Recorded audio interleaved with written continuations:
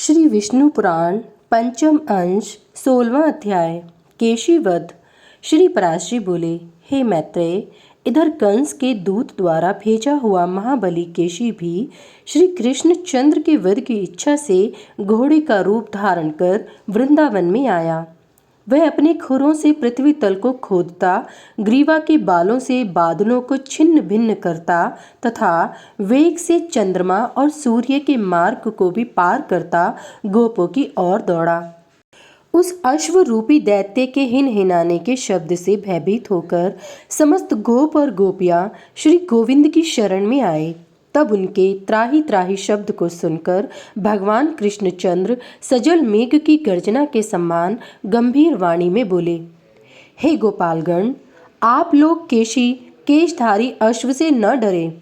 आप तो गोप जाति के हैं, फिर इस प्रकार भयभीत होकर आप अपने वीरोचित पुरुषार्थ का लोभ क्यों करते हैं?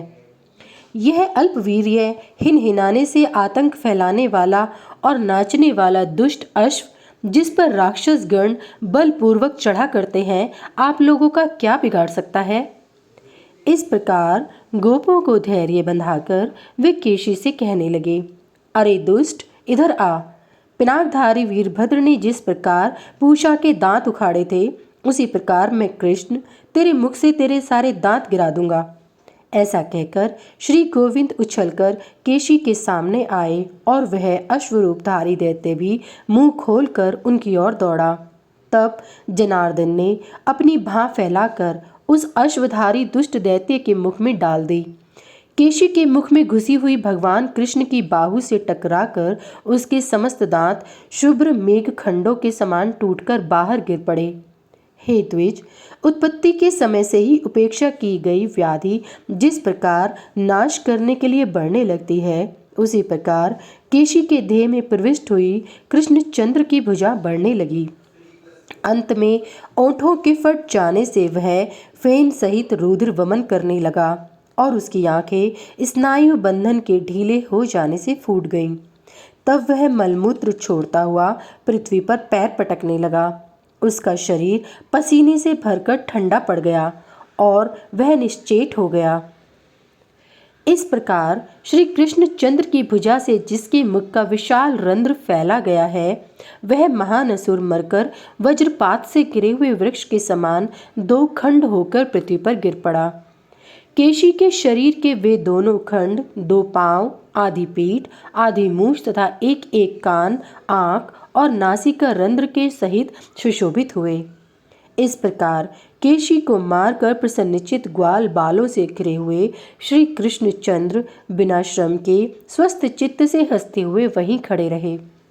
केशी के मारे जाने से विस्मित हुए गोप और गोपियों ने अनुरागवश अत्यंत मनोहर लगने वाले कमल नयन श्री श्याम सुंदर की स्तुति की। हे विप्र, उसे मरा देख मेघपटल में छिपे हुए श्री नारद जी हर्षित चित्त से कहने लगे, हे जगन्नाथ, हे अच्युत, आप धन्य हैं, आप धन्य हैं। आहा, आपने देवताओं को दुख देने वाले इस केशी को लीला से ही मार डाला।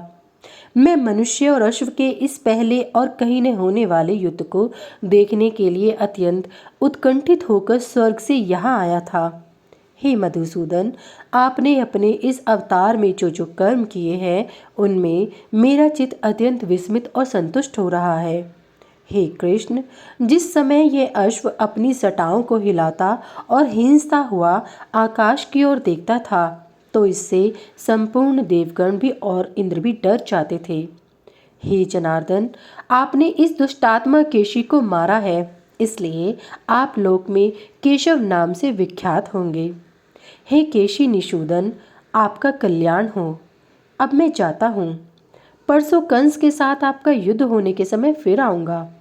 हे पृथ्वीधर, अनुगामियों सहित उग्रसेन के पुत्र कंस के मारे जाने पर आप पृथ्वी का भार उतार देंगे। हे जनार्दन, उस समय मैं अनेक राजाओं के साथ आप आयुष्मान पुरुष के किए हुए अनेक प्रकार के युद्ध देखूंगा। हे गोविंद, अब मैं जाना चाहता हूँ। आपने देवताओं का बहुत बड़ा कार्य किया है, आप सभी कुछ जानते हैं। मैं अधिक क्या कहूँ। आपका मंगल हो, मैं जाता हूँ।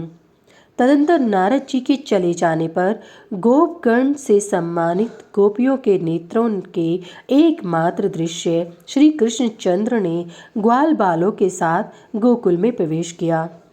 इति श्री विष्णु पुराणे पंचमी अंशे षोडशो अध्याय समाप्त। 17वां अध्याय अक्रूर जी की गोकुल यात्रा।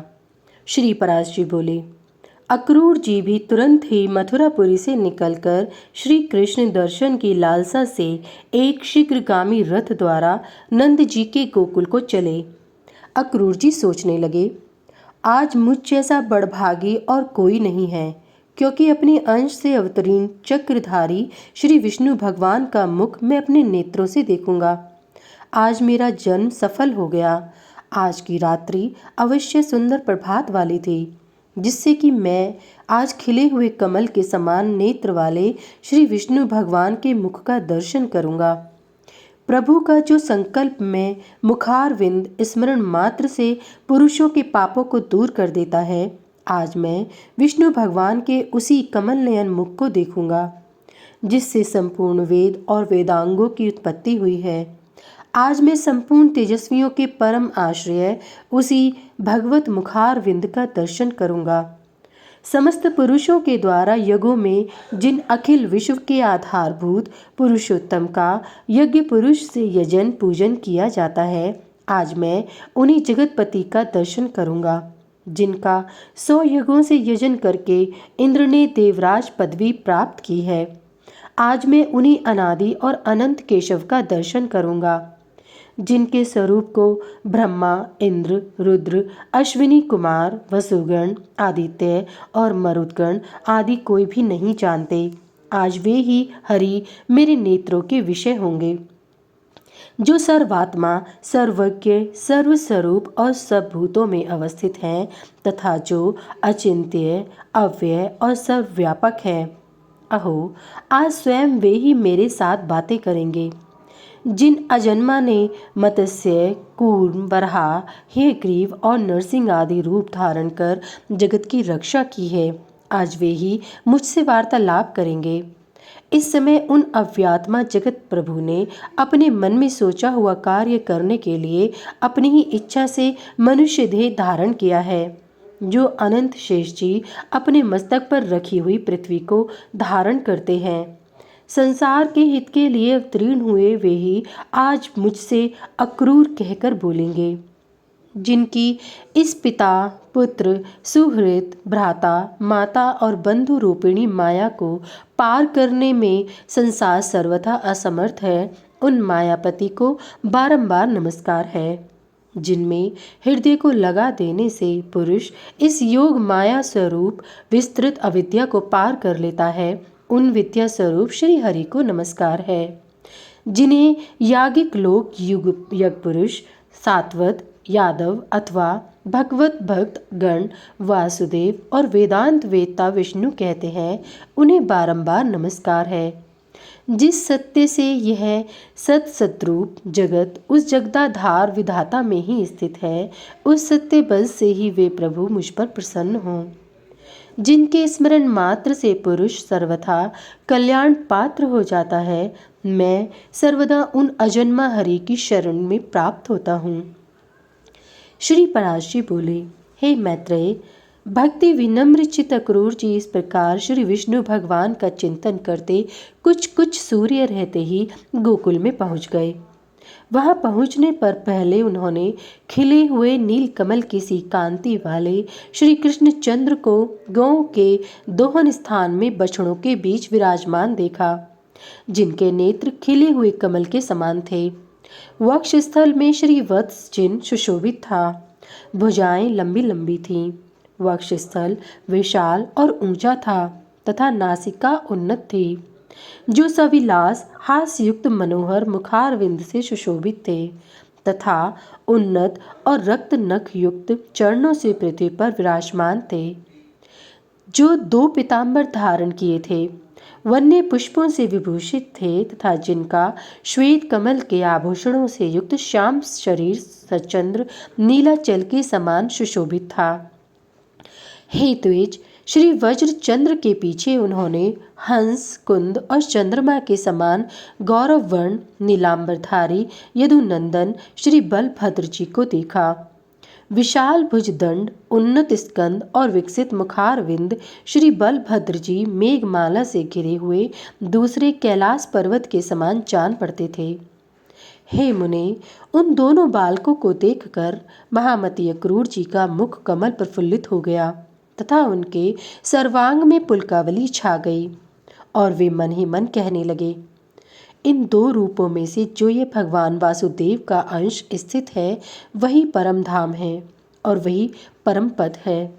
इन जगदीश धाता के दर्शन पाकर आज मेरे नेत्र युगल तो सफल हो गए, किंतु क्या अब भगवत कृपा से इनका अंग संग पाकर मेरा शरीर भी कृत्य कृत्य हो सकेगा।